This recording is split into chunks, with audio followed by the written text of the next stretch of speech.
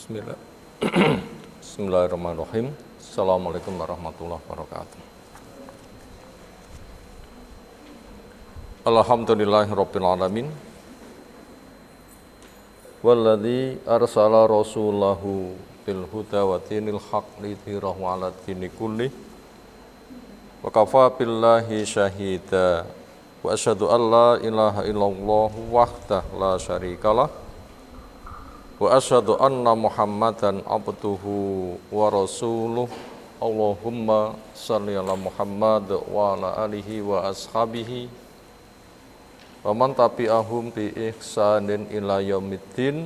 Ya ayyuhan nas ittaqu rabbakum alladzi khalaqakum min nafsin wahidah wa khalaqa minha zawjaha wa basa minhuma rijalan katsiran wa nisaa'a wattaqullaha alladzi tasaaluna bihi wal arham innallaha kana 'alaikum raqiba wa ba'd. Fa inna asdaqal hadisi kitabullah wa khairal hadyi hadi Muhammadin sallallahu alaihi wasallam. Syarrul umuri muhdatsatuha fa inna kulla muhdatsatin bid'ah wa kulla bid'atin dhalalah wa kulla dhalalatin finnar. Ayyuhal ikhwah akramana subhanahu wa ta'ala. Alhamdulillah, pujian, sanjungan, kesyukuran kita haturkan untuk Allah Ta'ala. Karena anugerahnya kita tidak bisa menghitungnya. Sebagaimana menjelaskan, wa in ta'udhu ni'matallahi la tuhsuha, dan jika kalian menghitung nikmat Allah pasti gak bakal bisa menghitungnya. Entah itu kita diberikan kondisi aman, demikian juga sehat, demikian juga sarana kehidupan kita masih memadai. Andaikan rezeki kita itu hanya sehari makan sekali cukup. Karena kekuatan itu bergantung kepada Allah, tidak bergantung kepada makanan. Makanan cuma sebatas sebab. Walau makan Allah tidak memberikan izin juga enggak kenyang-kenyang. Tapi siapa yang khidmat dengan ketaatan, terbawa saking meresapnya sampai lupa makan minum, enggak makan, enggak minum tetap sehat. Kenapa? Allah yang memberikan makan, memberikan minum. Kesimpulannya, sarana cukup. Demikian juga kita terjaga dengan keislaman kita dan kita mukmin insya Allah. Pastikah kita sebagai orang Islam? Jawab, pasti. Karena Allah telah memerintahkan isyhadu bi anna muslimun. Saksikan saya muslim. Mana itu berserah diri. Tapi bila kita ditanya, mukminkah kita? Jawab, insya Allah. Karena orang Arab Batin mengatakan amanna, qolatil a'rabu amanna. Orang Arab Batin mengatakan saya beriman, padahal mereka itu belum apa-apa. Apa tindakan Allah yang diperintahkan pada nabinya? Kul, Rasulullah SAW, wong sing ngono ki kandhanono. Lam tu'minu, kalian belum beriman. Walakin qulu aslamna. Tapi katakan saya masih berserah diri. Karena ada konsekuensi berikutnya. Keimanan inilah yang merupakan dasar keberadaan fondasi untuk tegaknya rumah. Boleh atau harus? Keberadaan fondasi untuk tegaknya rumah sifatnya boleh atau harus? Harus. Rumah nggak ada fondasinya gimana? Makanya di dalam banyak hal Allah mengedepankan iman, iman, iman, iman, iman. Amal soleh itu selalu digandeng dengan iman. Alladzina amanu wa amilus sholihat. Iman dulu. Kenapa? Itu fondasi. Iman dulu. Kenapa? Itu fondasi. Ini tuntutan syariat, tuntutan akal, tuntutan fitrah, memang begitu. Termasuk tuntutan akal, orang bikin rumah, fondasi jelas. Siapapun itu pasti. Fitrah juga demikian, akal juga demikian. Itulah ketetapan dari Allah Subhanahu wa ta'ala. Makanya Nabi kita berdakwah total 23 tahun. Waktu yang paling banyak untuk mengokohkan apa? Waktu paling banyak untuk mengokohkan apa? Keimanan. Di Mekah pengokohan iman sampai berapa tahun? 13. Apakah ketika sampai di Madinah itu hanya sosial saja, nggarap bangunan di atas fondasi tanpa memperhatikan iman fondasinya? Jawab, tidak.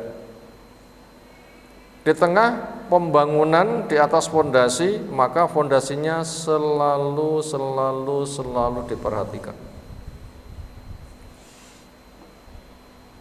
Setelah ada, nggak semata ada, tapi harus dijaga kekokohannya dari para perusaknya. Selalu dijaga.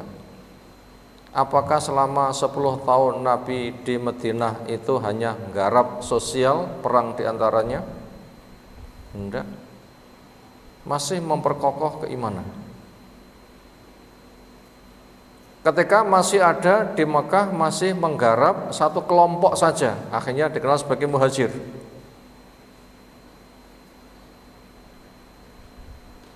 Ketika masih di Mekah, 13 tahun, itu bisa dikira masih menggarap satu kelompok saja. Apa?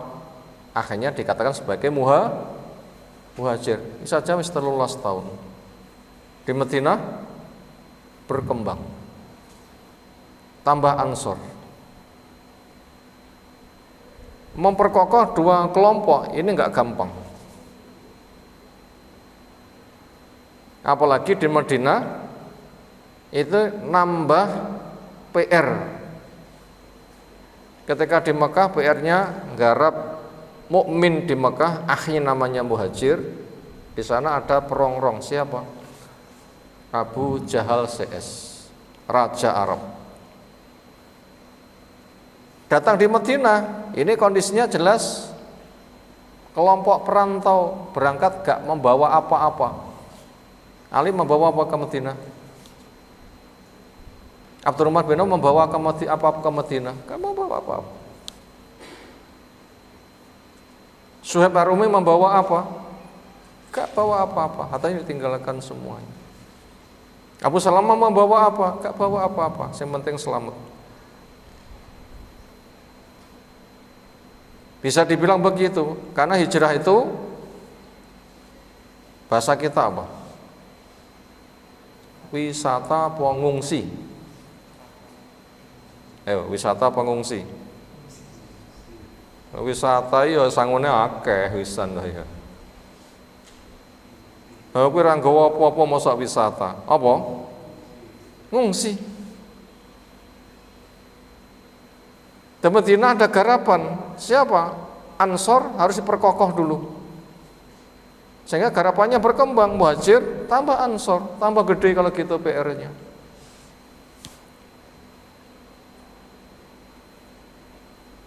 Selalukah muhajir Ansor itu satu? Sempat renggang. Ketika ada sebuah kasus, masing-masing memanggil ya lal muhajir. Satunya lagi ya lal ansor. Ini bahasa untuk istighosah, meminta tolong. Hampir duel. Dan akhirnya tidak henti-hentinya Nabi meredakan. Gak gampang menyatukan. Sesama Ansor sendiri ada dua suku besar. Apa itu? Aus, Khazraj, selalukah dua suku ini rukun terus?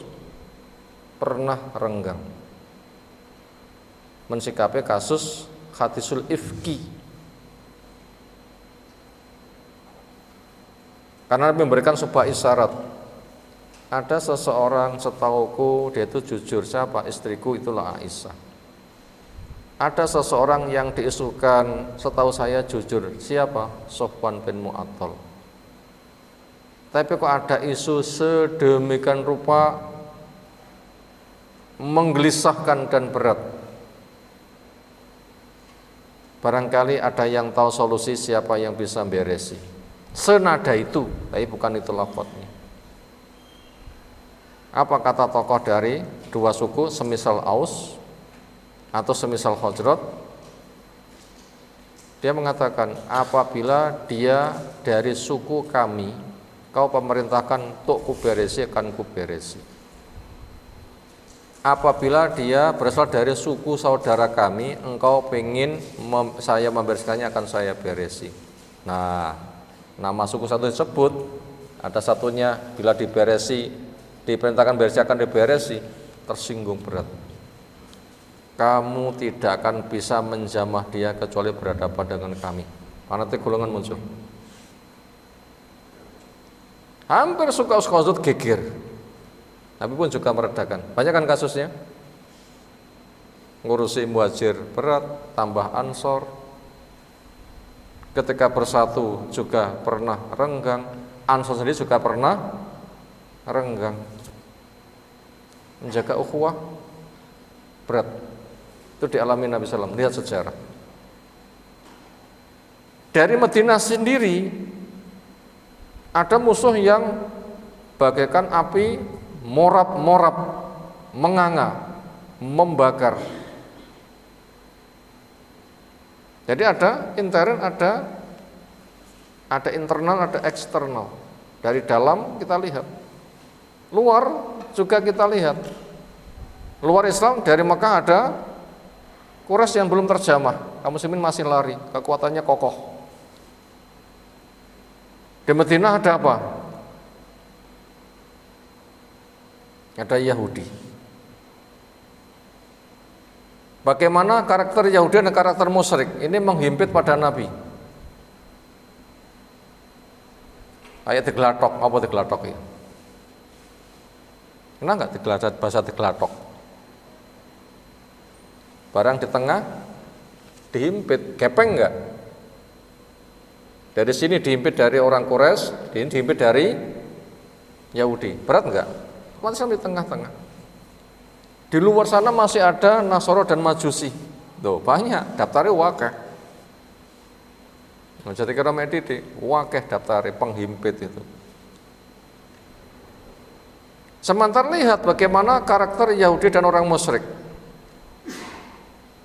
Tetangga akrab damai atau tetangga usil bahkan keras hendak membantai. Gimana? Keras dan usil.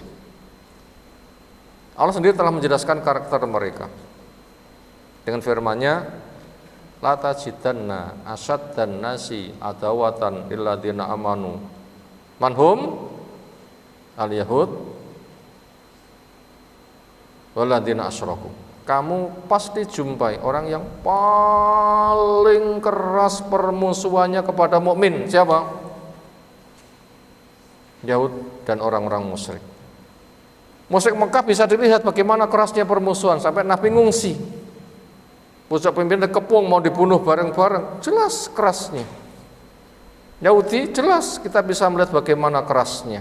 Allah sudah mengatakan, kamu akan jumpai orang yang paling keras permusuhannya kepada mukmin. Siapa? Yahudi dan orang-orang musyrik. Walaupun akhirnya dua kelompok ini selesai, tapi program ke depan masih banyak.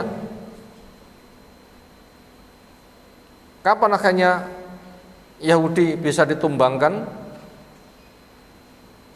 Puncaknya tahun 7 Hijriah.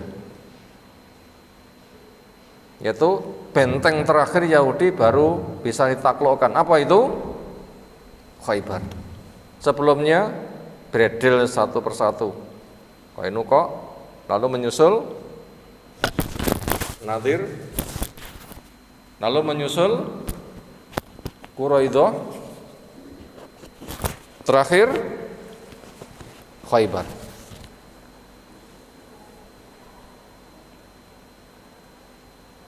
Itu 7 Hijriah baru tuntas. Seolah bahaya dari Yahudi habis, tapi bahaya dari Quraisy masih utuh.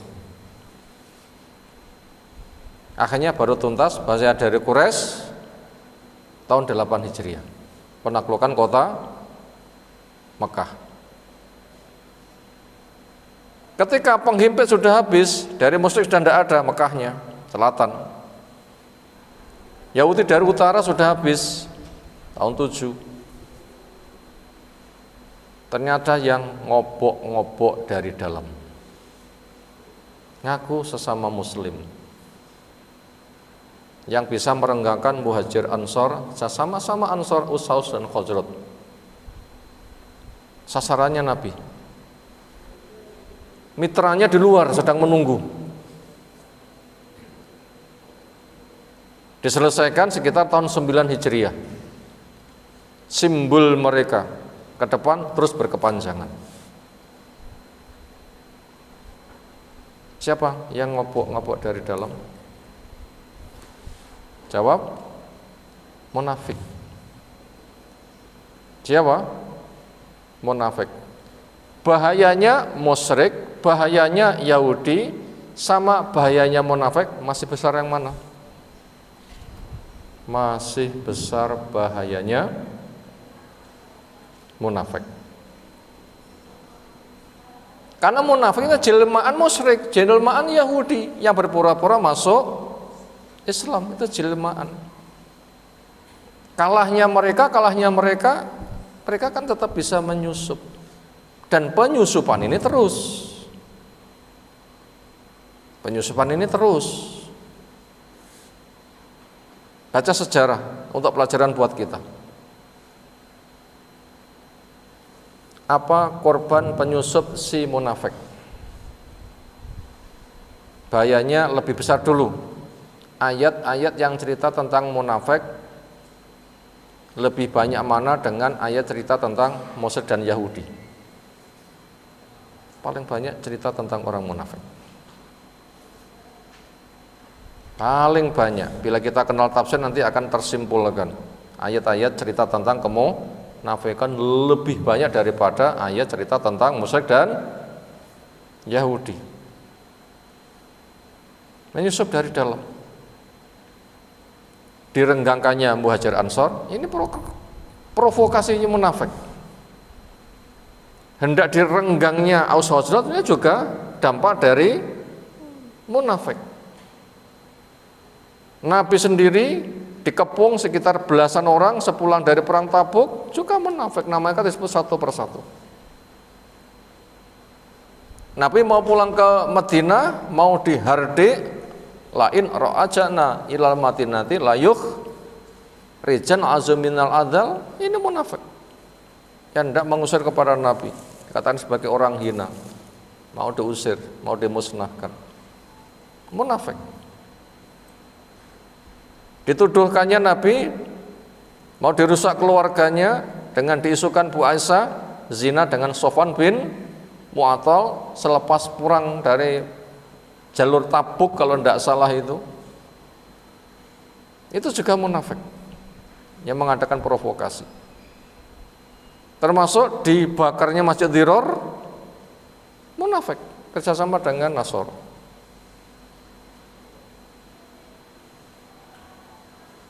Terus itu nggak selesai.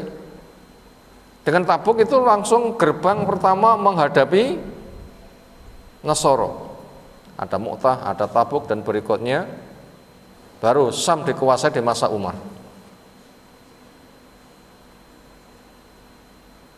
Termasuk Majusi takluk juga di masa Umar. Tetapi benih-benih mereka yang akhirnya berkembang berikutnya dari Yahudi tidak pernah habis. Apa susupan pertama dari gebrakan Yahudi? apa susupan pertama dari gebrakan Yahudi.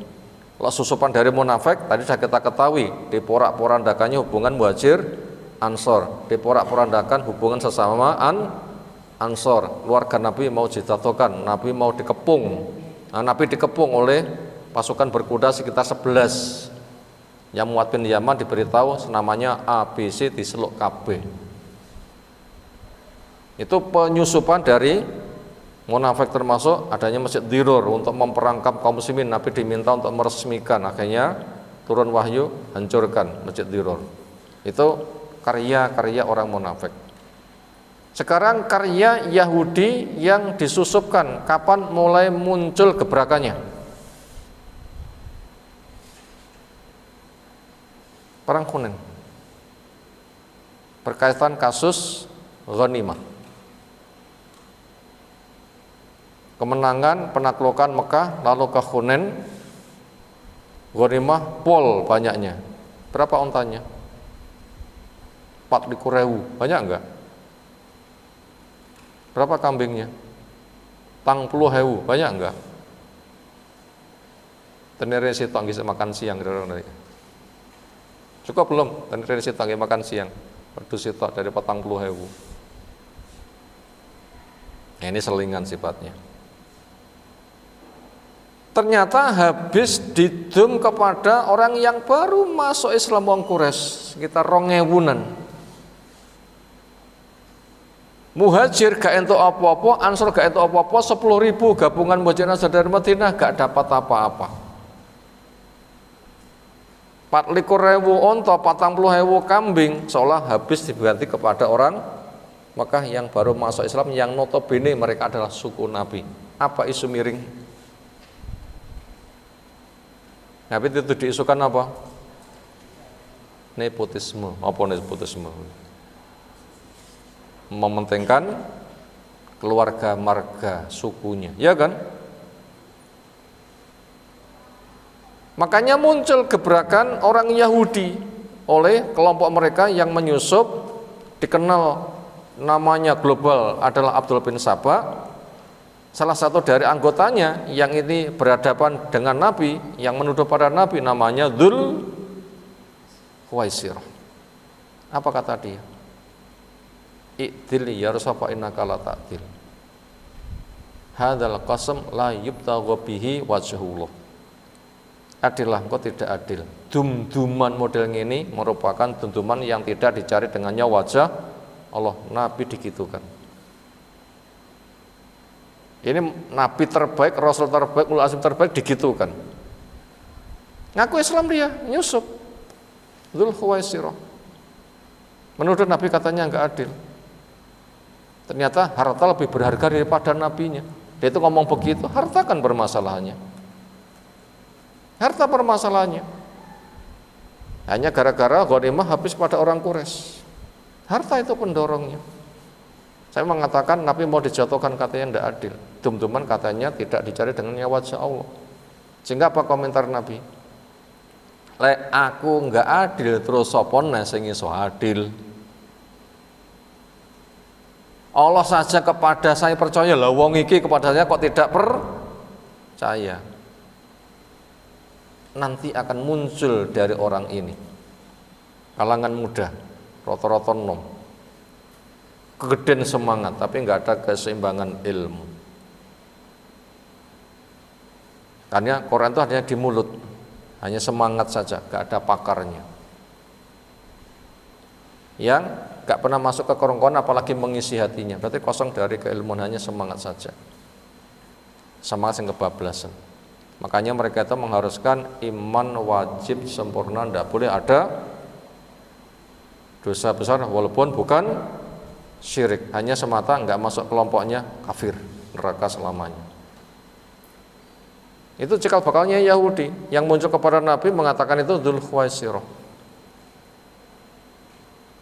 Yang ini ngobok-ngobok dari dalam. Siapa korban kedua setelah Nabi dituduh nggak adil? Siapa? Utsman dibunuh. Merusak hubungan sesama kaum muslimin. Mau diadu domba kelompok kaum muslimin. Kudune Islam itu harus satu padu. Ini mau dipecah. Satu padu mestinya, tapi itu dipecah. Maka dengan dibunuhnya Utsman, ini gebrakan mereka membuat umat terpecah. Akhirnya dibaiatlah Ali oleh Muhajir Ansor. Kelompok si pengepung Utsman juga ikut bergabung. Ali paling benci kepada mereka. Karena Ali itu ngerti siapa mereka. Tapi gabung kepada Ali. Jadi menjadi nyerimpeti sikil Ali untuk membereskan masalah. Bergabungnya siapa? Para pembunuh Utsman. Kasus yang lain, Muawiyah gubernur Syam itu belum baiat. Sementara kekuatan Syam bisa dibilang setara dengan kekuatan Ali. Bisa dibilang setara dengan kekuatan Ali. Ternyata Muawiyah diajak bergabung sebenarnya manut. Cuma ada satu syubhat yang belum bisa diselesaikan. Enggak masalah, kok jadi khalifah pantas saya bergabung sebuah kemestian. Tapi saya kan sebagai penuntut darah Utsman. Makanya kalau engkau meminta saya bergabung, pembunuh Utsman serahkan kepada kami untuk saya kisos. Ini kira-kira ruwet nggak menghadapi ngono kuwi? Ruwet. Kata Ali, gabung dhisik nanti kita selesaikan bareng. Ya serahkan dhisik baru nanti kita gabung. Seolah mereka tuh tahu Ali kayaknya tidak mungkin menyerahkan. Kenapa? Memang besar kekuatannya. Kalau tidak disatukan, bagaimana menyelesaikan urusan besar? Umat itu tidak bersatu, nggak saling tolong. Satu dhisik syaratnya itu umat itu. Apa syaratnya? Harus bersatu dulu. Ini sistem Ali, harus kompak satu kata. Ternyata sebelum membereskan yang ini, makanya kelompok yang belum baiat itu suruh baiat dhisik. Akhirnya juga enggak mau baiat. Itu ijtihadnya. Akhirnya terjadi perang yang menghabiskan tenaga habis-habisan. Dan tidak ada pemenangnya, tidak ada yang kalah. Apa jalan keluarnya? Tahkim. Dan Quran itu tahkim. Apa tahkim? Menembus terobosan hukum supaya enggak perang. Ini kan hasil kerja dari orang penyusup Yahudi tadi kan. Perang ini. Ini memperlemah kaum muslimin. Karena si pembunuh Utsman sembunyi di balik Ali. Ali jadikan benteng untuk membentengi dari serangan Muawiyah yang memiliki hak untuk menuntut darah Utsman. Sementara Ali belum menyerahkan mereka, tapi menyatukan mereka. Mereka belum bisa bersatu. Loh, wangel teng ngene iki. Ali saja tidak sanggup menyelesaikan kasus itu. Tidak sanggup menyelesaikan kasus itu. Berat sekali. Apalagi kita. Maka ini pelajaran. Kita hidup bareng. Ini penting sekali sejarah ini. Dan kita tidak akan bisa baik kecuali kita bersatu dulu. Makanya kita lihat sejarah bagaimana kondisi orang tempo dulu. Terjadilah tahkim. Ali berada pada wilayahnya, Muawiyah berada pada wilayahnya, wilayah gubernur Syam. Dengan inilah akhirnya orang yang membunuh kepada Utsman yang bersembunyi di balik Ali, dengan tidak perangnya Ali dengan Muawiyah, mereka sekarang nggak punya benteng. Akhirnya keluar Ta'ifatun Kharijatun. Dari situlah namanya menjadi jamak taksirnya Kharijatun Khawarij. Kenapa? Ali Muawiyah dianggap kafir. Kenapa? Mengangkat hakim kepada sia. Itu karena kebodohan mereka. Sampai Ali hukumnya dikatakan hakim terbaik, itu malah dikafirkan. Siapa mereka berani mengkafirkan? Wong ini dijamin masuk surga. Karena kegedean semangat, nggak bisa menerapkan hukum, nggak ngerti makna ayat. Pertimbangan Ali gampang. Wa in khiftum shiqaqa bainihima fab'atsu hakaman min ahli wa hakaman min ahliha. Bila kamu khawatir perpecahan suami istri, usullah hakim pihak suami, usul hakim dari pihak perempuan, yang masing-masing hakim tahu kondisi suami istri, antar hakim rembukan bagaimana menyelesaikan. Kalau kasus keluarga saja butuh tahkim, ini kasus umat lebih butuh lagi. Kenapa? Fiqhul aula.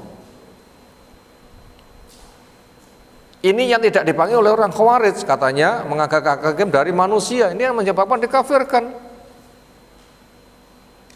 Inilah cikal bakal keluarnya kelompok apa? Khawarij. Cikal bakal dari Yahudi yang menyusup. Nabi jadi korban pertama katanya tidak adil. Utsman korban kedua yang dibunuh. Ali korban yang ketiga, Muawiyah yang korban yang ketiga dikafirkan. Oh, memakan korban. Akhirnya Alilah yang diberikan kesuksesan memberesi mereka, bukan Muawiyah. Ada ijtihad antara Ali dan Muawiyah, Ali yang benar, Muawiyah yang salah, salahnya dimaafkan, ijtihadnya diberi pahala, sehingga nggak boleh untuk dicari celah untuk disalahkan. La tasubbu ashabi, kamu jangan celah sahabatku. Dan pemberesan Ali bisa tuntas, ini sudah disebutkan oleh Nabi. Nanti kamu orang yang bisa memberesi. Saya ya. Akhirnya terbukti apa yang dikatakan Nabi sebagai alamatun nubuwah. Itu ada buku sejarahnya, tulisan Ustaz Zainal Abidin tentang masalah urusan itu. Siapa yang punya silahkan dibaca. Akhirnya terjadilah mereka lebih ganas, sahabat lewat, nggak mau gabung, bunuh, istrinya hamil, papras wetenge. Ali tahu, nuntut darah sahabat yang dibunuh. Akhirnya terjadilah penyiapan pasukan, mereka berkumpul, akhirnya 10.000 pasukan. Sebelumnya Ibnu Abbas diutus benahi mereka, sebagian tobat, sebagian tidak. Yang tidak tobat itu ada sekitar 10 ribuan di dalam perang Nahrawan. Ali juga menyiapkan pasukan berapa? 10.000. Pasukan Ali yang mati 10. Pasukan mereka sing urip 10. Ini tampak kebenaran yang luar biasa. Ali hanya takbir ketika mengevakuasi mereka, wongnya cirine ngene-ngene lagi, wongnya persis. Namanya Dzul Khuwaisirah, yang menjadi bosnya itu di pundaknya itu muncul daging. Yang pantasnya itu muncul pada perempuan untuk mimi anak, tapi itu di pundaknya. Itu tanda fisik badan, profil yang disebutkan. Akhirnya sisa-sisa kekalahan mereka yang 10 orang itu lari ke Bahrain. Abad kedua ada tokoh mereka namanya Abdul Wahab bin Abdurrahman bin Rustum. Ini darah Rusia, darah Persia yang Majusi, anaknya Rustum. Dari sana cikal bakalnya. Sehingga antara Syiah, Yahudi, Persia ini selevel. Tempat mereka di tempat munculnya Dajjal, mereka nanti pengawalnya. Itu penyusup dari dalam, dan luar biasa bahayanya. Akhirnya, bagaimana proses Ali akhirnya dibunuh? Satu keluarga, ada seorang perempuan keluarga itu, Warij, sing taate pol kerjanya di masjid. Ketika dia itu hendak menikah, sang pelamar diterima, siapa namanya? Abdurrahman bin Muljam. Apa mahar yang diminta oleh si perempuan yang sakit hati, keluarganya banyak terbunuh di perang Nahrawan? Saya gelem dirabi, tapi mahare kepala Ali. Sanggupi. Inilah akhirnya Ali dibunuh ketika berangkat sholat jamaah subuh. Nah begitu. Itu ketika mau dieksekusi ya lafadz Quran tok, saking semangatnya, tapi tidak ngerti maknanya. Gak ada sahabat yang bergabung dengan mereka. Kenapa? Ya memang itu salah. Nah akhirnya kaum muslimin membayar namanya Hasan, baru dengan Hasan umat Islam bisa disatukan. Dan peran Hasan ini telah disebutkan oleh Nabi SAW, inna bni hadza sayuslihu baina fi'atainin minal muslimin al-azimain au kama qol. Itu bisa dibaca di Arba'in Nawawi. Sesungguhnya anakku ini, siapa yang dimaksud dengan anak? Husain, Hasan,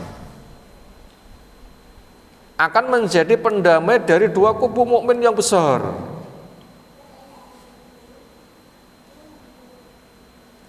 Hasan dibaiat Muhajir Ansor sah. Muawiyah sebatas gubernur harus baiat. Sekarang pembunuh Utsman sudah beres. Gak usah kamu menuntut darahnya, mereka sudah beres. Pada perang Nahrawan tinggal gabung saja. Ini dua kubu besar. Akhirnya utusan Muawiyah datang. Silakan baca di Sahih Bukhari di Kitabus Sulhi, kitab masalah perdamaian. Sudah dibaca belum? Sahih Bukhari Kitabus Sulhi. Jilid 2. Juz ketiga Kitabus Sulhi. Lewat dua utusan, intinya mundur saja kamu, Hasan, apapun yang kamu minta akan dituruti. Serahkan saja kepada Muawiyah. Pomaku njeluk ngene gimana?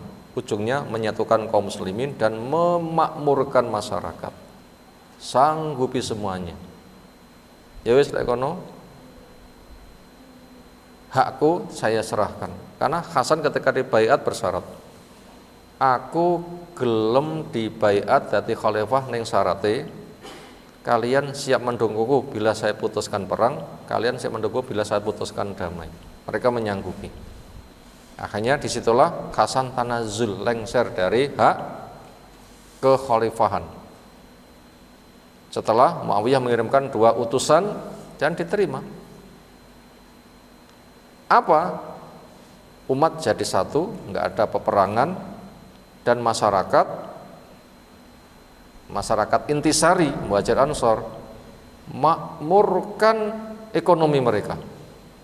Disanggupi berapapun yang diminta, harta berapapun untuk memakmurkan itu.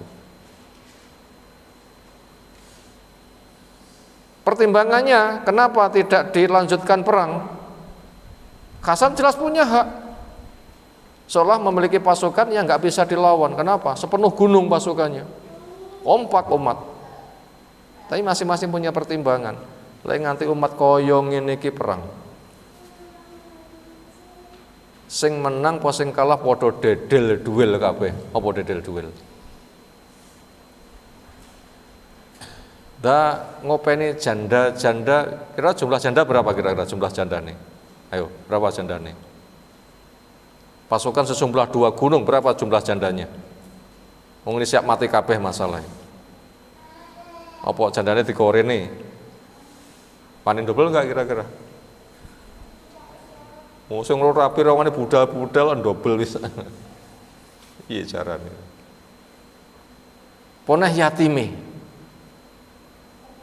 Seringe gelem mboke tapi gak anake ngono ya, lek penake dhewe. Makanya Nabi menikahi Ummu Salamah itu membantu keberatan Ummu Salamah. Laki-laki ketika menikahi perempuan, bolehkah aku gelem ngerapi mboke tapi rasa ngopeni anake? Bolehkah laki-laki ngomong begitu? Oleh ora? Ayo jawab. Laki-laki menikahi perempuan janda, aku sering ngerapi mboke tok tapi aku gak ngopeni anak-anak. Bolehkah dia itu ngomong begitu? Boleh. Kenapa? Anak kan bukan kewajiban ibu. Kewajiban bapak atau keluargane bapake, sapa asobae? Keluargane Pak itu asobae? Bukan keluarga ibu. Tapi Nabi enggak seperti itu. Apa keberatan Ummu Salamah ketika menjanda dinikahi oleh Nabi, dilamar Nabi? Apa keberatannya?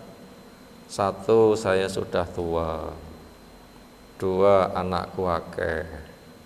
Tiga, saya pencemburu. Bagaimana kamu sandingkan dengan istrimu sing akeh? Repot enggak?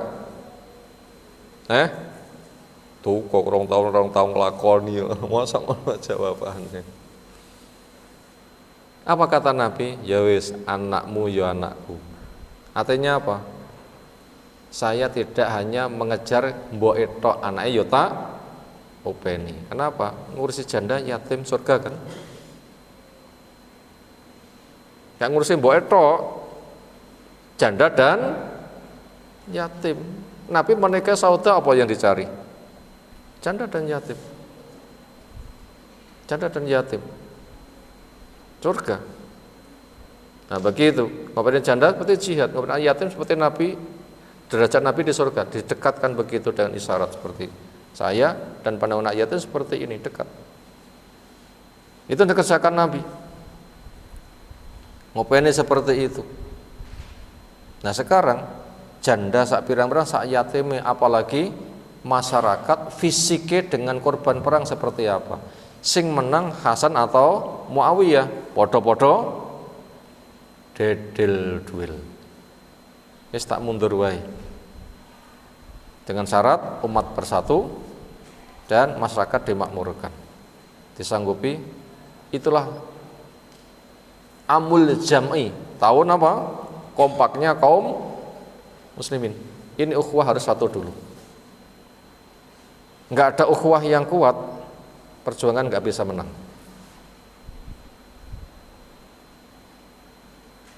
Ini kunci, kita membaca sejarah, dan itu sudah ada buktinya. Ini bukan teori, tapi nyata. Silahkan baca sejarah. Makanya jas merah, nopo. Jangan melupakan sejarah. Kenapa? Karena orang itu hidup bergenerasi. Apa yang ada pada generasi karakternya. Generasi berikutnya karakternya itu punya kemiripan, seolah sejarah itu berulang. Makanya kita bisa baik dan membaca sejarah. Sebab kompaknya orang dulu itu apa, sebab hancurnya orang dulu itu apa, kita baca.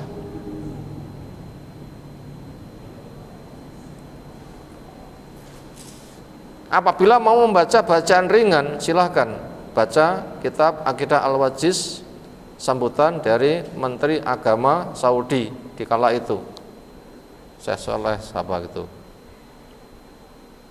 Syekh Soleh siapa gitu, dari Al-Syekh, nak turun dari Syekh Muhammad bin Abdul Wahab. Disebutkan di situ apa sebab satunya umat, apa sebab rusaknya umat. Makanya ukhuwah itu harus kompak dulu. Makanya gebrakan Hasan luar biasa. Apa gebrakan Hasan? Umat yang pecah diodol-odol oleh orang Yahudi itu ternyata bisa disatukan dengan Hasan mundur dari kekhalifahan serahkan kepada Muayyah. Betul-betul kompak, jihad akhirnya berkembang berikutnya. Kunci itu. Contoh kecil, bapak, ibu gak rukun, siapa yang jadi korban? Coba korbannya. Mana? Dawe bapak HP oleh, dawe ibu HP ra oleh, anak melu sapa? Mek ngono tok saya sudah bermasalah lah ya. Pokoknya bapak ibu tukaran, anaknya kubu-kubuan. Engko bapak ibu jotosan, anaknya ya padha jotosan nang kubu masing-masing. Itu contoh kecil. Dan kita memahami dunia itu berada pada keluarga. Kenapa? Lihat sistem perjuangan di masa Nabi Musa alaihissalam itu menggunakan sistem keluarga. Wa ja'alnahum mulukan. Bani Israel itu saya jadikan raja-raja. Apa itu maknanya? Keluarga itu sepotong bata merah dari puluhan ribu bata merah untuk membuat rumah sejak dari fondasi. Bila sepotong bata merah itu bagus, nanti disusun akan jadi bangunan yang kuat. Sepotong bata merah rusak, ketika disusun juga akan rusak. Kesimpulannya, perjuangan lewat keluarga. Dimotorin Nabi Ibrahim membangun Mekah lewat apa? Keluarga. Dengan Hajar, dengan Ismail berkembang. Di Syam dengan Sarah ada Ishak. Lewat keluarga. Suku Jurum Katut, keturunannya Quraisy ada Nabi kita, itu atas doa Nabi Ibrahim alaihissalam.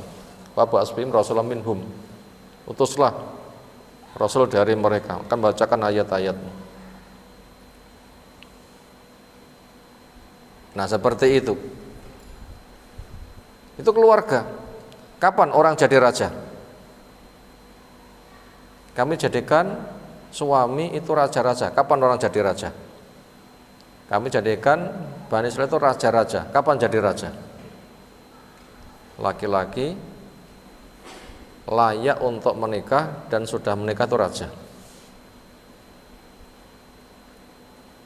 Tandanya laki-laki punya istri, punya anak, punya rumah, punya kendaraan, jelas punya pekerjaan dan bisa melibatkan orang untuk bekerja.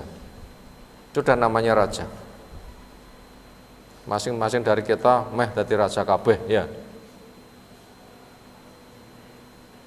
Meh dadi raja kabeh. Sing rong dadi raja ndang dadi raja, umure wis cukup ngenteni opo. Sing rapi mek sitok engko digojloke kancane, wis panggah ijen dhewe kono wis duwe dhewe-dhewe. Kulo tasik cilik pira? 15. Amr bin As 12 wani rapi lah. Ada nenek umur 21 tahun mosok. 20 gak wani. Modalnya apa? Modalnya wani. Apa modalnya? Modalnya wani. Bismillah, Allah membantu. Karena ada sahabat modalnya membacakan Al-Quran. Mahare sire klambine. Oh klambine tinggi bojomu awakmu gawe opo? Ngono wani rabi ya. Tapi di sini tidak ada yang saya menceritakan sejarah. Mau dikira nyindir, ngaji apa nyindir? Salah dewe rumoso kesindir. Gak nyindirin. Baca sejarah. Nah, kita belajar dengan sejarah. Jas merah, jangan melupakan sejarah. Kenapa? Kaya. Itu ke sana. Makanya kunci keimanan ukhuwah ini menjadi kunci perjuangan. Bila satu keluarga suami istri nggak kompak, anak akan jadi korban. Broken home. Makanya bila setiap keluarga itu bagus, saat itu sudah 40 kakak, kan sudah kan kompak satu RT. Keluarga itu keluarga. Di RT di sana ada masjid, ada imam, itu untuk menyatukan. Satu gerakan imam diikuti oleh semuanya. Takbir, takbirlah, rukuk, rukuklah, sujud, sujudlah, salah ingatkan. Itu sistem yang harus kita pakai. Makanya kita harus menggunakan sistem itu. Maka diperkokoh apa? Keimanan. Sementara yang bisa mewujudkan iman itu hanya yang bisa mewujudkan kerukunan itu hanya mukmin. Kenapa? Innamal mu'minuna ikhwah. Ikhwah itu mukmin. Kalau tanpa mukmin nggak bisa ikhwah.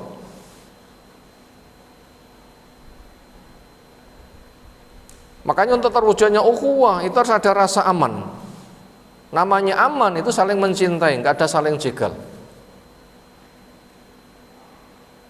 Aman itu mencintai, nggak ada saling jegal. Makanya lihat kriteria keimanan. Gimana kriteria keimanan? Pertama, saudara. Innamal mu'minuna ikhwah. Saudara satu tubuh, itu tamsilnya. Hubungan mukmin satu bagaikan satu tubuh. Saudara kan satu tubuh kan? Satu anggota kena yang ini juga menderita. Atau satu rangkaian bangunan. Ketika mencintai saudara, seperti mencintai diri sendiri. Loh sama kan? Iman membuahkan keamanan. La yumna khatum hatta ya'mana jaruhu min bawaikihi. Tidak sempurna iman satu dari kamu sampai tetangganya itu ada rasa aman. Keislaman juga sama. Al muslimu man salimal muslimun min lisanih wa yati. Benar dikatakan keislamannya ada tanda apa? Saudaranya aman dari gangguan lisan dan tangannya. Kesimpulannya itu harus satu tubuh. Tidak bisa suami itu saling jegal, kudu kompak. Kudu kompak suami istri. Nah, kita berjamaah juga harus satu kompak. Bila kita tidak bisa kompak, sulit bisa berjuang. Kenapa? Sing ngodol-ngodol orang dari kanan kiri sendiri.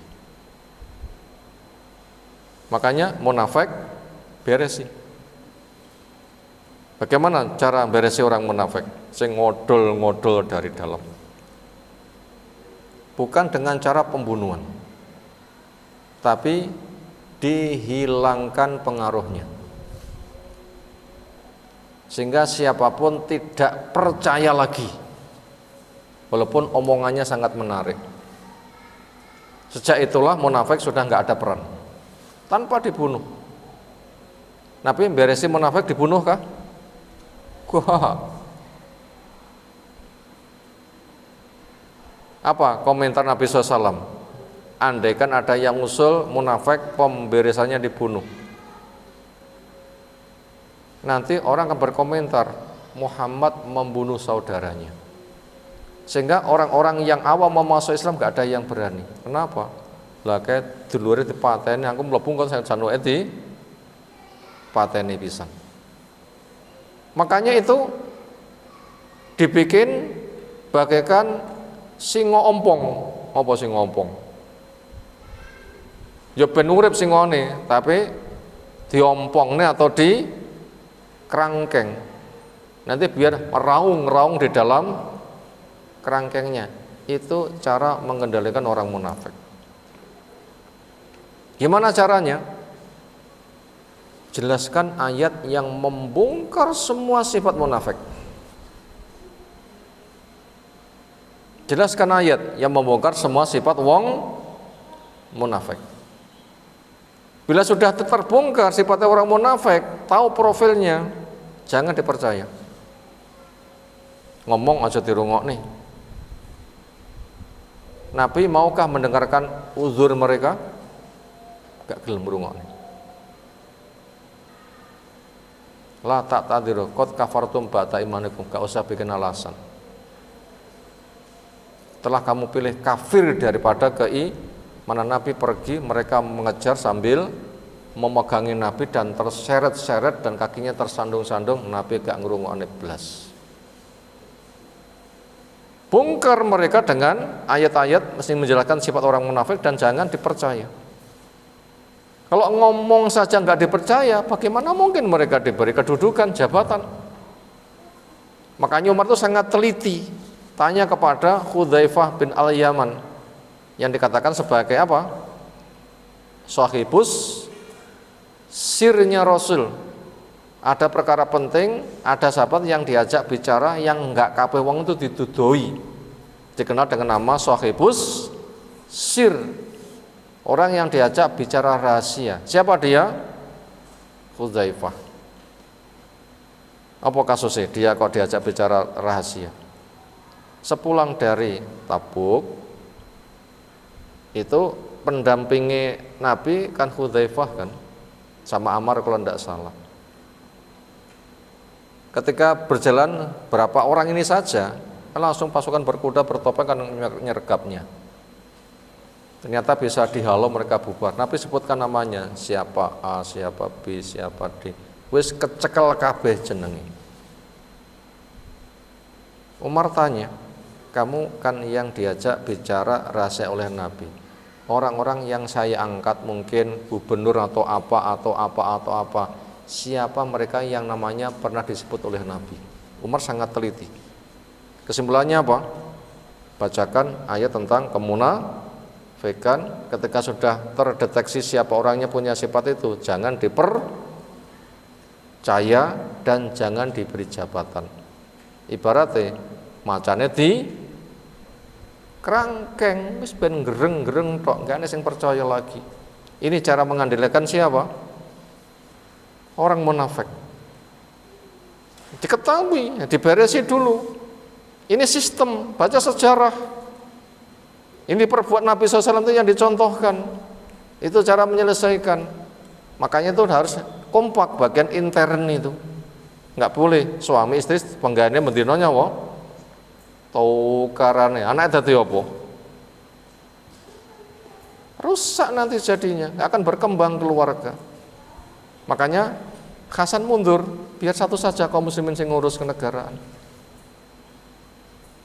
Makanya jihad luar itu putus sejak Ali perang dengan Muawiyah, ya kan? Berat sekali. Makanya Hasan dikatakan sebagai pendamai. Hasan itu pendamai dengan cara mundurnya yang elegan, yang betul-betul jantan, yang betul-betul memang nopo gitu, apa bahasa liyane? Elegan, jantan, keren, nopo nah kira-kira? Gentleman, prawiro, jan janoko tenanan atau polisi lah liyane seperti itu. Yang tren itu keren gitu loh ya, acungan jempol hebat, bukan dikeri. Itu butuh.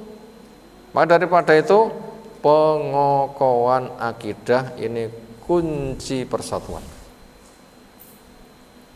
Bila kita sudah cerita akidah, keimanan, apa masalah yang paling penting? Jawab. Kita cerita akidah, keimanan, apa perkara yang paling penting? Jawab. Keikhlasan. Apa yang paling penting? Keikhlasan. Semuanya ikhlas, oke. Nggak ada ikhlas, jangan diharap. Apa itu ikhlas? Perjuangannya hanya mengharap wajah Allah, gak cari dunia. Sehingga andaikan berkat masalah jabatan, antara diangkat dan tidak diangkat itu nggak ada masalah.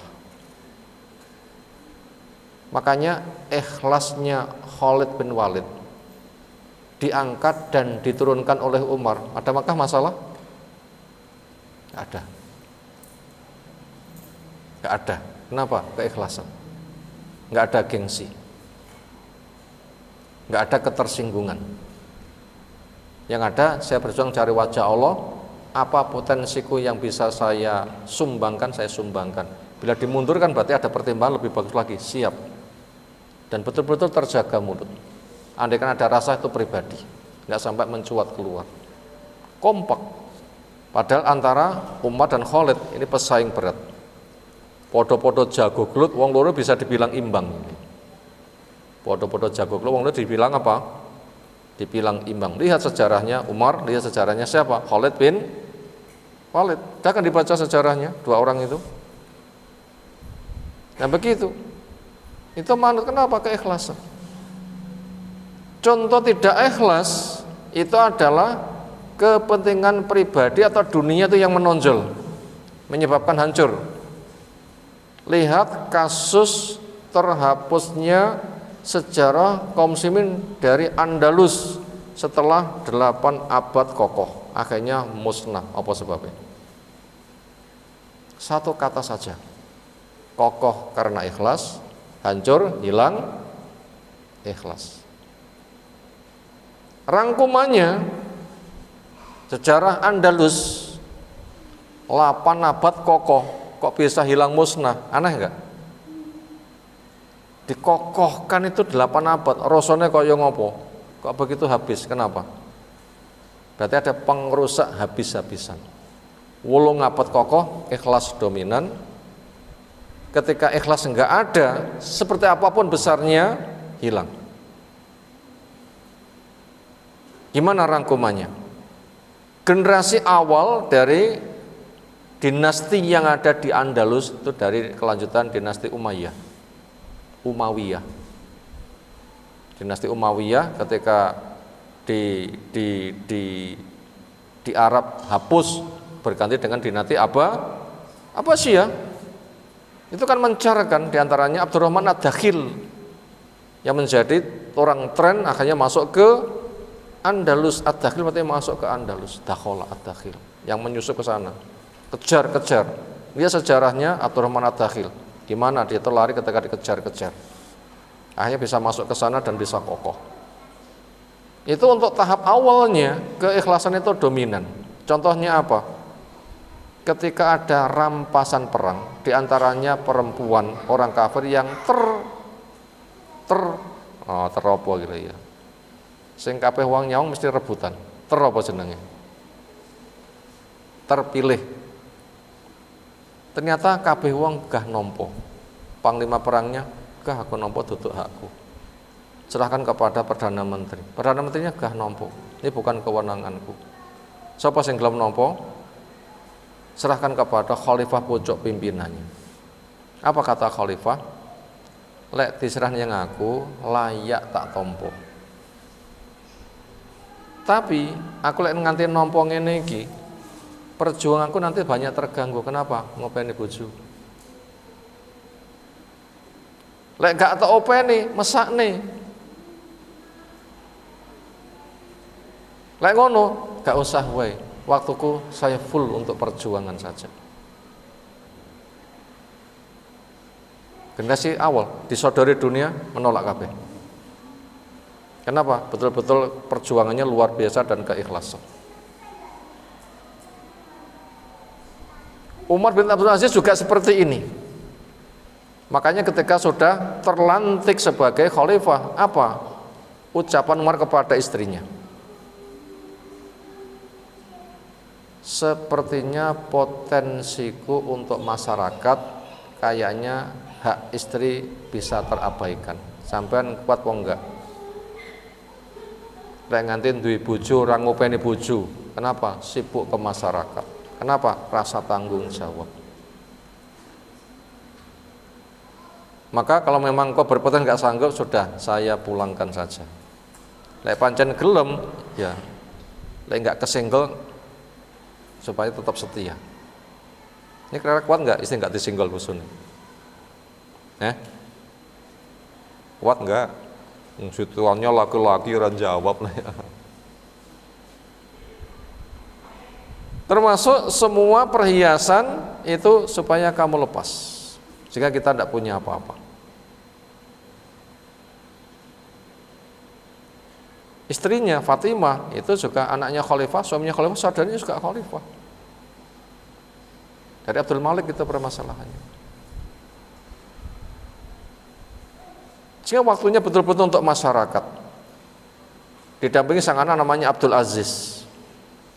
Selesai dilantik, panas tinggi, Umar bin Abdul Aziz mau merebahkan badan. Anaknya memanggil, "Pak, napa li? Panjenengan nopo? Tak nggletak dhisik keselepol. Kok ngoten? Dan jenengan saya bablas mati, amanah di pundak, bagaimana panjenengan bertanggung jawab kepada Allah?" Alasannya umat ditinggal turu. Langsung bangkit, gak sempat leren. Kaya ngono gitu perjuangannya. Seperti itu perjuangannya. Nah, luar biasa. Itu awal-awal yang ada di Andalus seperti itu, jaya bertahan. Gimana sebab gugurnya? Rebutan ghanimah, namanya perempuan ahli kitab yang tercantik. Iki tinggi rebutan. Kata panglima perang, iki hakku nyapa sing perang aku. Kata perdana menteri, hakku sing ngongkon panglima perang sing ngongkon kuwi aku. Ini rebutan. Kata khalifah, hakku sing ngangkat perdana menteri kok ya aku, kudune aku yang bose paling puncak. Perang segitiga antara jenderal di lapangan, perdana menteri dan khalifah, masing-masing golek sumbangan tentara kafir. Ini yang jadi masalah. Hilang keikhlasan, jabatan untuk mencari apa? Dunia. Apa? Fitnah perempuan. Hancur kan? Hilang keikhlasan. Di Andalus hancur, ini sebabnya. Hilang keikhlasan. Perjuangannya untuk apa? Cari dunia. Itu nyata. Akhirnya perang sesama muslim. Kudune 3 serangkai khalifah, perdana menteri dan panglima perang di lapangan itu satu kesatuan, tunduk kepada khalifahnya. Ini sudah apa? Rebutan ngundang tentara masing-masing. Siapa tentara yang diundang? Ya kafir toh, masa orang Islam itu diundang. Orang kafir punya kesempatan, sudah. Tinggal hancurkan saja. Hancurkan saja. Gayane perang sesama muslim, tapi ketika masing-masing itu nyewa pasukan sono, yang dihancurkan sopo? Saya khawatir loh ya. Perang Iran Yahudi yang berita mencuat kemarin. Betulkah itu gap antara Iran dan Yahudi? Iran dan Syiah? Saya khawatir bom-bom Iran yang sasaran Yahudi itu mengeksposnya saja, tapi sasarannya tetap muslim yang dihancurkan. Enggak menutup kemungkinan memang mereka itu punya gap sesama, ba'sum bainahum syadid. Tapi ketika mereka itu menghadapi kaum muslimin kompak. Saya khawatir. Dan ternyata semakin panasnya perang antara Syiah, Yahudi dan Iran, itu gimana nasib kaum muslimin? Eksposnya pengungsian semakin besar, kematian semakin besar. Kok bisa? Wong itu tidak dikasuskan, kan cuma berita saja. Itu bisa berulang yang kayak begitu, bisa berulang. Ini permasalahannya. Daripada itu keimanan harus kuat. Makanya training iman itu harus menjadi training nomor 1. Apa tadi tanda-tanda orang yang beriman? Bisa mewujudkan ukhuwah. Apa tanda beriman? Satu tubuh. Apa tanda orang beriman? Satu bangunan. Apa tanda orang beriman? Mencintai saudara seperti mencintai diri sendiri. Apa tanda orang beriman? Menciptakan keamanan. Jelas kan? Makanya dikatakan kalian tidak masuk surga sehingga jadi mukmin. Dan kalian tidak bisa sempurna iman kecuali saling mencintai sesama mukmin. Loh, gitu kan? Maukah saya tunjukkan sebuah perbuatan yang nanti akan bisa saling mencintai menyebabkan imannya kokoh? Apa jawabnya? Mau enggak? Tentunya. Apa itu? Absus salam bainakum, sebarkan salam. Ketemu assalamualaikum, doa tulus, semoga keselamatan ada pada kamu. Makanya wong satu rukun salaman, gak sito satu kenapa? Sebarkan salam. Wong satu yang paling bagus siapa? Yang salam duluan, namanya ngaruh, simbolnya malah salaman. Tandanya satu tangan satu hati, simbol itu simbol. Sebenarnya salaman itu bahasa Arab itu untuk salaman loh ya. Nopo? Semisal tasbih atau apa. Tapi kenapa kok menggunakan bahasa salaman? Untuk menyatukan hati, tangan berjabat, menggambarkan hatinya itu adalah satu lisan berucap assalamu alaikum. Bila sesama mukmin bisa satu hati, seorang kompak. Termasuk dalam organisasi, jabatannya apa? Antara dinaikkan yang enggak bangga, diturunkan juga tidak tersinggung. Mungkinkah namanya amanat itu di rolling, dipindah-pindah? Kayak kono dioplos, mungkinkah? Manuto, kenapa? Karena digali potensi, nanti biar pas. Makanya Umar mencopot Khalid bin Walid, mengangkat yang lainnya. Bukannya Khalid bin Walid dicopot itu karena kegagalannya, bukan, tetapi ada unsur akidah yang dijaga. Apa? Kulutus. Karena seolah Khalid itu tidak bisa mati. Soal itu tidak bisa mati. Nanti di hadapan orang awam bisa rusak, copot. Sehingga momen kulutus itu nanti dihilangkan. Akidah dijaga, kesyirikan itu dijaga, diwaspadakan. Makanya baiatur ridwan, ke pohon yang Nabi di bawahnya mengambil baiat pada perjanjian apa? Baiatur ridwan, Aqobah, kok Aqobah? Baiatur ridwan. Yang Utsman sebagai delegasi muslim diisukan dibunuh karena beberapa hari utusan nggak pulang. Ini termasuk pengkhianatan. Makanya sampai itu diambil baiatnya. Baiat itu tahta syajarah atau baiatur ridwan, karena radhiyallahu anhu anil mu'minin bibayuna tahta syajarah. Itu kan ayatnya pada surah Al-Fatah. Itu oleh umat diapakan pohon itu? Ditebang. Kenapa? Menghilangkan benih-benih, nanti ada muncul ganda berikutnya tatabbu'ul athar. Apa tatabbu'ul athar? Mencari-cari peninggalan kuno untuk dikulutuskan. Banyakkah sekarang? Kakean. Namanya benda kuno, benda antik, kenapa jadi rebutan harganya mahal? Topinya tokoh itu sudah dijual miliaran ya. Pedang samurai jadi rebutan mau dijual sekian. Mebler yang lawas-lawas itu nanti bisa dijual harganya miliaran. Padahal itu serapi loh ya. Lawas keropos, kenapa karena kok mahal? Bukan semata antik sejarah, tapi bisa muncul kesyirikan. Syirik muncul dari apa? Tatabbu'ul athar. Program dakwah itu kan menghilangkan kesyirikan untuk mengokohkan ketauhidan. Ini penting. Maka daripada itu akidah tidak bisa ditinggalkan. Menguatkan keimanan, tandanya keikhlasan, sehingga ketika hidup itu satu tubuh.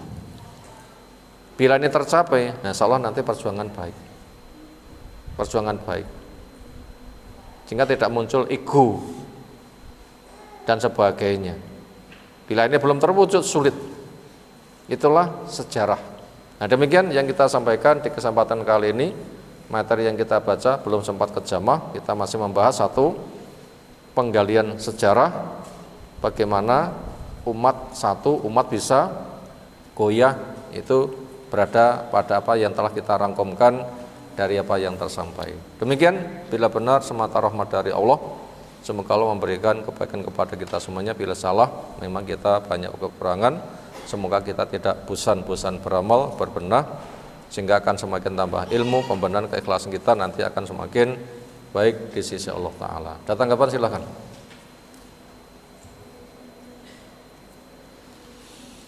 Sekiranya belum ada, semoga bisa dipahami.